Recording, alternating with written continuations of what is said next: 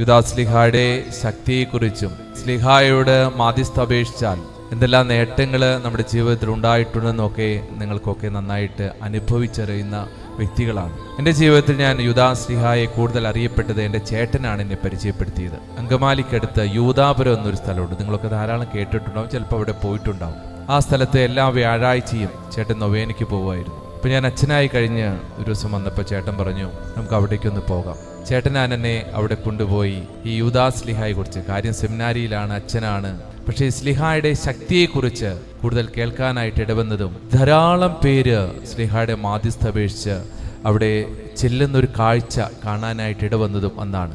തീർച്ചയായിട്ടും എന്നെ ആകർഷിച്ച ഒന്ന് രണ്ട് കാര്യങ്ങൾ, മറ്റ് സ്ലീഹന്മാരുടെ ജീവിതത്തിൽ നമ്മൾ പലരും ബാഹ്യമായിട്ടുള്ളത് കാണുമ്പോൾ ഈ സ്ലീഹായുടെ ചങ്കിലാണ് ഈശോ ഇരിക്കുന്നത്. ചങ്കിൽ ഈശോ ഇരിക്കുന്ന ഒരു സ്ലീഹ.